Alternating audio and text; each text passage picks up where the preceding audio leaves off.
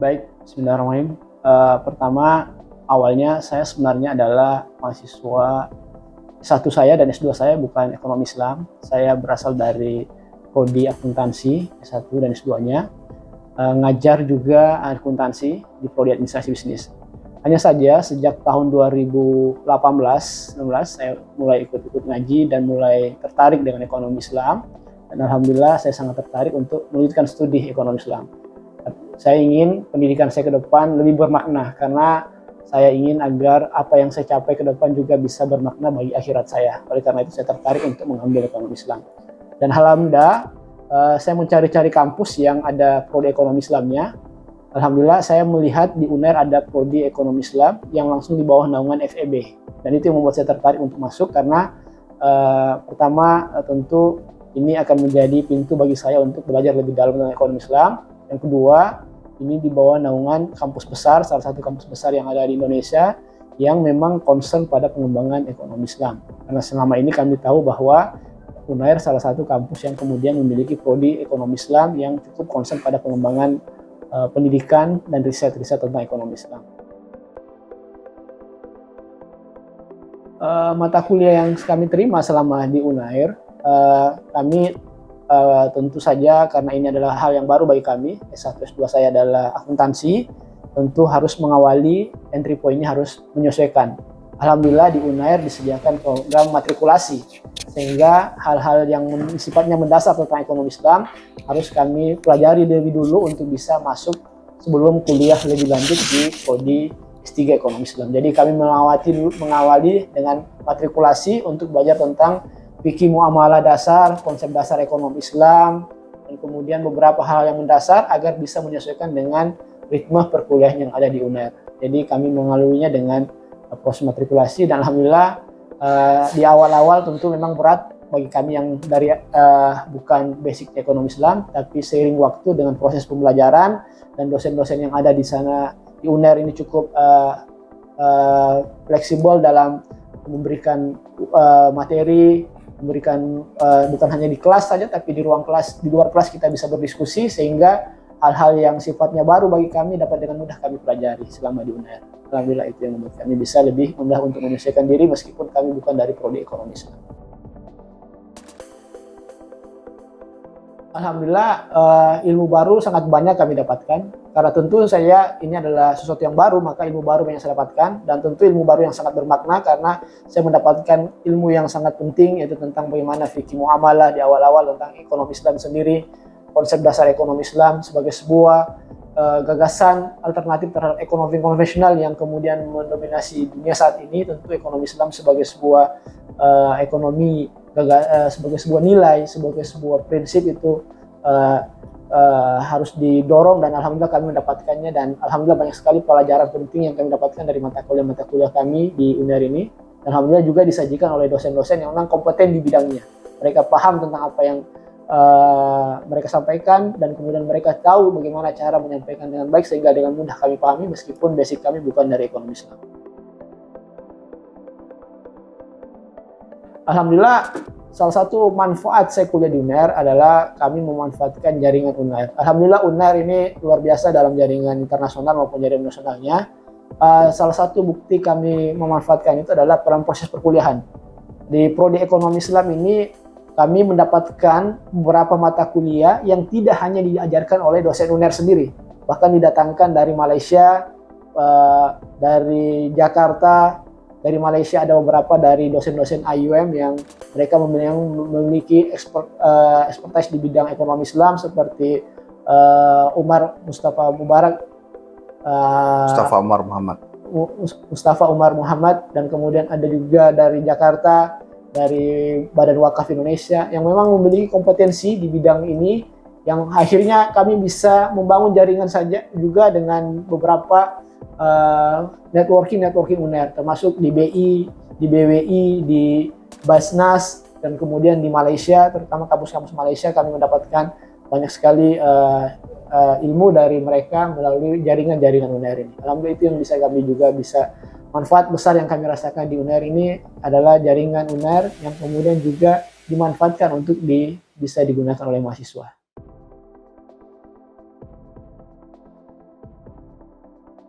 Yang pertama, ketika kita dalam disertasi, menulis disertasi, hal yang penting harus kita pahami adalah bahwa tema yang kita harus kaji adalah benar-benar harus kita paham dengan baik. Yang kedua, kesesuaian antara tema yang kita kaji dengan expertise dari promotor. Maka yang penting bagi teman-teman mahasiswa ke depan, jika kita ingin menulis disertasi adalah memastikan bahwa dosen promotor Anda adalah mereka yang betul-betul expert di bidang yang Anda kaji.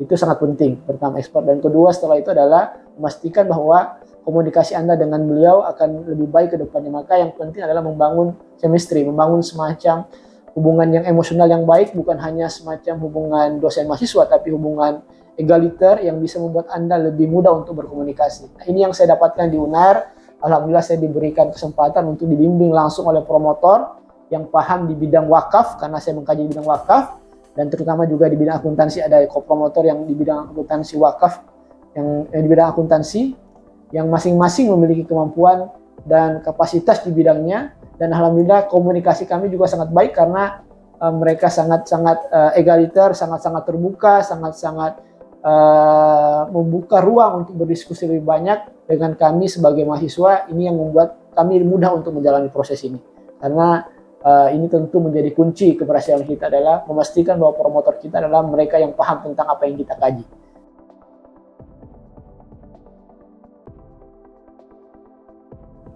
Jadi selama kami di UNAIR ini, alhamdulillah kami disertasi saya berhubungan dengan wakaf. Dan alhamdulillah saya dipertemukan dengan orang yang memiliki kemampuan di bidang wakaf. Salah satu yang tentu mengemuka di profesor yang mengemuka di bidang wakaf di Indonesia adalah Profesor Raditya Sukmana. Dan alhamdulillah saya dibimbing langsung oleh Prof. Radit yang memiliki kompetensi bidang wakaf. Nah, ini yang kemudian menjadikan alhamdulillah sebuah kesyukuran bagi saya ketika menulis tentang wakaf, akuntansi wakaf, saya dibimbing oleh promotor Prof. Radit. Prof. Radit ini adalah salah satu promotor satu profesor muda di bidang wakaf ekonomi Islam yang kajiannya banyak di bidang wakaf. Nah, ini yang memudahkan saya untuk banyak meneliti. Nah, kopromotor saya adalah salah satu dosen muda yang juga profesor muda yang baru terangkat jadi profesor, Prof. Iman, yang memiliki kompetensi di bidang akuntansi. Nah, ini yang tentu sangat menjadikan proses saya menjadi lebih mudah, karena dua promotor dan kopromotor adalah orang-orang yang ekspor di bidangnya, dan kemudian masing-masing memiliki keterbukaan dalam bidang akademik untuk berdiskusi dengan saya dan kami sebagai mahasiswa. Bahkan tidak jarang beliau yang menginisiasi pertemuan, kemudian mengajak untuk berdiskusi lebih jauh, mengeksplorasi lebih jauh tentang kajian-kajian wakaf ini, yang menjadikan kami lebih mudah untuk berdiskusi. Di satu kesempatan bahkan Prof. Raditya memperkenalkan saya dengan jaring-jaringnya yang kemudian ada di Indonesia, yang kemudian bisa saya manfaatkan untuk menimba ilmu lebih banyak lagi. Itu yang kami dapatkan dari proses ini. Alhamdulillah saya mendapatkan promotor yang bisa memahami ini.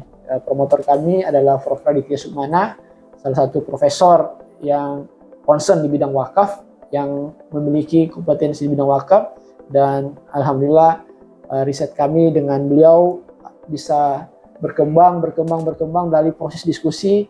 Beliau men-challenge saya untuk banyak membaca, karena selama ini mungkin saya tidak terlalu familiar dengan artikel-artikel tentang Scopus. Ketika bimbingan dengan beliau kemudian men-challenge bahwa yang terpenting pertama kali adalah Anda harus banyak membaca, membuka diskusi dengan orang-orang yang paham tentang itu, agar pikiran kita terbuka untuk bisa mengkaji tentang riset yang kita kaji. Ini yang terus terang yang kami dapatkan di UNAIR, bertemu dengan Profesor, Prof. Radit, dan Pak Iman sebagai promotor yang bisa membimbing kami menuju proses ini menjadi bisa kami selesaikan sampai hari ini.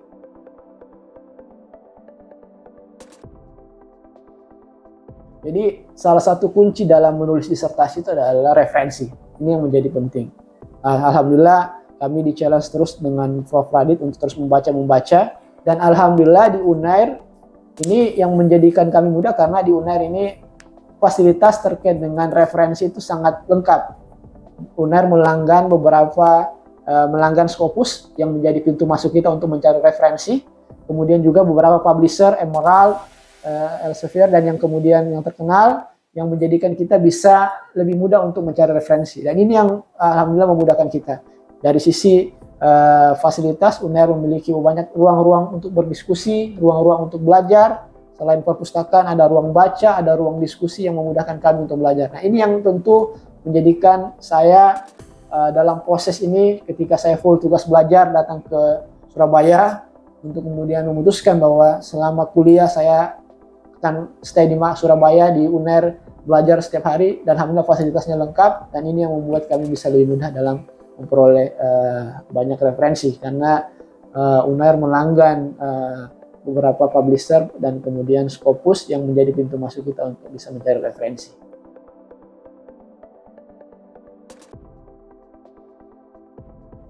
Saya berpesan tentu sebagai mahasiswa yang baru selesai, saya berpesan kepada teman-teman yang saat ini dalam proses perjuangan menyelesaikan disertasi atau juga yang dalam proses ingin masuk menjadi mahasiswa S3.